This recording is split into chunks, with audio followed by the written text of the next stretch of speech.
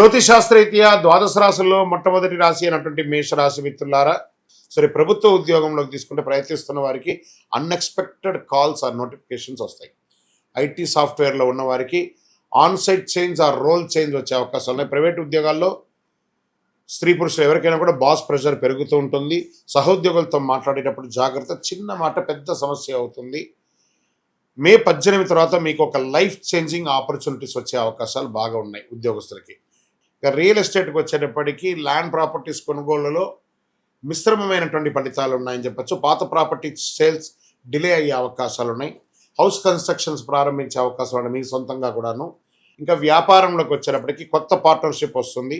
పాత బిజినెస్లో slow growth కానీ స్టేయబుల్ ఇన్కమ్ ఉంటుంది. ఇంపోర్ట్ ఎక్స్పోర్ట్ వాళ్ళకి మంచి లాభం ఉంటుంది.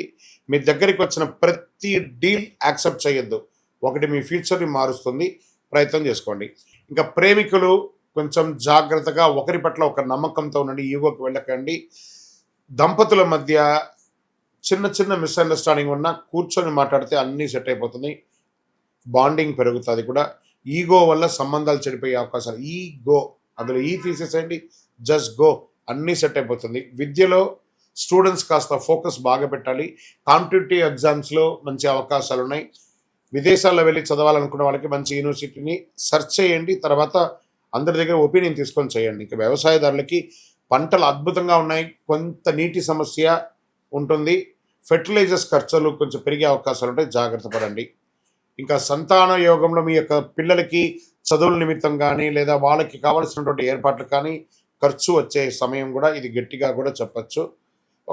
మీ యొక్క పిల్లల విషయంలో ఒక శుభవార్త ఉంటారు. పిల్లలకి వివాహం సెట్ అవ్వడము లేదా వాళ్ళకి మంచి ఉద్యోగాలు రావడం, ఇలాంటి శుభవార్త వినే అవకాశాలు ఉన్నాయి. పెండింగ్ కేసెస్ అంతా స్లోగా అవుతుంది కోర్టు వ్యవహారాల్లో. మే చివరిలో మీకు ఫేవరెట్గా అయ్యే అవకాశాలు ఉన్నాయి. ఇంకా మీరు చేయవలసినటువంటి పరిహారాలు ఈ నెల అనుకుంటే హనుమాన్ చాలీసా పారాయణం చేయండి. మంగళవారాల్లో సుబ్రహ్మణ్య స్వామికి పాలాభిషేకం చేయండి. ఎరుపు పూలతో అర్చన చేయండి. ఓం అంగారకాయ నమః అని చెప్పుకుంటూ ఉండండి. గోమాతకు ఆహారం ఇవ్వండి. 21 రోజులు మీరు సుబ్రహ్మణ్య స్వామికి కానీ 19 ప్రదక్షిణాలు కానీ చేస్తే రోజు కూడాను చాలా అద్భుతమైనటువంటి ఫలితాలను పొందారు.